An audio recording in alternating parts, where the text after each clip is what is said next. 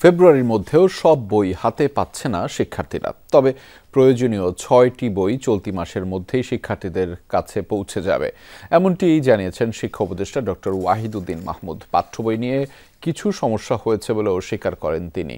বিকেলে উসমানী স্মৃতি মিলনায়তনে জেলা প্রশাসকদের কার্য অধিবেশনে কথা বলেছেন শিক্ষা উপদেষ্টা। তিনি বলেন, চর দখলের মতো নতুন করে স্কুল কলেজের পরিচালনা পর্ষদ দখলের চেষ্টা হচ্ছে। এক্ষেত্রে রাজনৈতিক চাপ মোকাবেলা করে স্থানীয় গ্রহণযোগ্য মানুষদের পর্ষদে নিতে ডিসিদের নির্দেশ দিয়েছেন তিনি। শিক্ষা উপদেষ্টা বলেন, সরকারের প্রধান লক্ষ্য সবার দাবি দাওয়া মেটানো নয়, সুষ্ঠু নির্বাচন করা। সেক্ষেত্রে ডিসিরা গুরুত্বপূর্ণ ভূমিকা পালন করেন বলেও মন্তব্য করেন উপদেষ্টা। বলেন, বেসরকারি স্কুল শিক্ষকরা নানাভাবে বঞ্চিত, তারা যেন প্রাপ্য ভাতা পান সে বিষয়টি সরকার দেখবে বলেও জানিয়েছেন তিনি।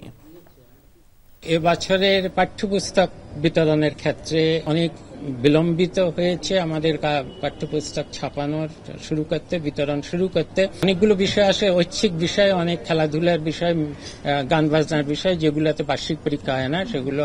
এছাড়া যেগুলোতে বার্ষিক পরীক্ষা হবে সেই বইগুলো কিন্তু চলে যাবে ফেব্রুয়ারি মাসের শেষের দিকে।